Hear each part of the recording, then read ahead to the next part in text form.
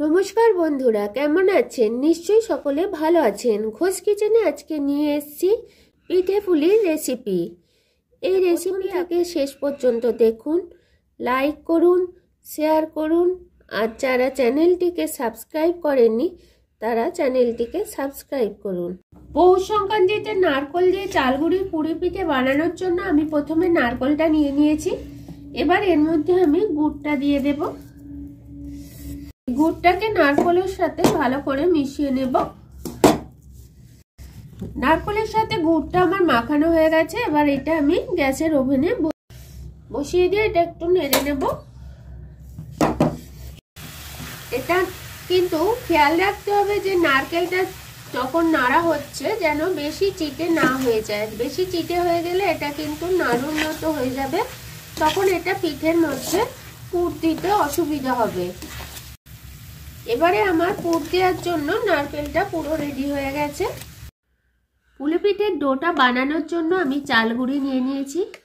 এর মধ্যে দিয়ে দেব নুন। নুনটা দিয়ে আমি ভালো করে মিশিয়ে নেব। এরপর হালকা গরম জল দিয়ে এই চাল গুঁড়িটাকে আমি মেখে নেব। অল্প অল্প করে জল দেব যাতে জলটা বেশি না হয়ে যায়। চালগুড়ির ডোটা আমার ভালোভাবে বানানো হয়ে গেছে, পুরো তেলা হয়েছে। এটা কিন্তু খুব শক্ত করে মাখলে চলবে না, তাই আমার এটা হালকা নরমই আছে। এটা এবারে কিছুক্ষণ চাপা দিয়ে আমি রেখে দেব। এবারে এই ডোটা থেকে এরকম ভাবে একটা লেচি করে নিতে হবে। এবারে হাতের মধ্যে এরকম ভাবে এটা পাকিয়ে নিতে হবে।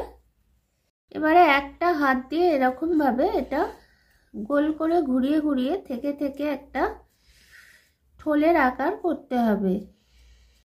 এবারে এরকম ভাবে নারকেলের পুরটা এর মধ্যে ভর্তি করে দিতে হবে। দিয়ে মুখটা ভালো করে এরকম ভাবে চাপতে হবে। এরকম ভাবে ভালো করে চেপে মুখটা এরকম ভাবে মুড়ে দিতে হবে। এইভাবে আমি প্রত্যেকটা পিঠেকে পাকিয়ে নেব। পিঠেগুলো আমার এরকম ভাবে পাকানো হয়ে গেছে। আমি জল বসিয়ে দিয়েছি, চাপা দিয়েও রেখেছি।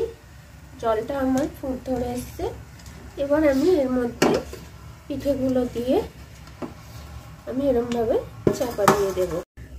চাপাটা এবারে আমি খুলে দেখব কিছুক্ষণ হয়ে গেছে।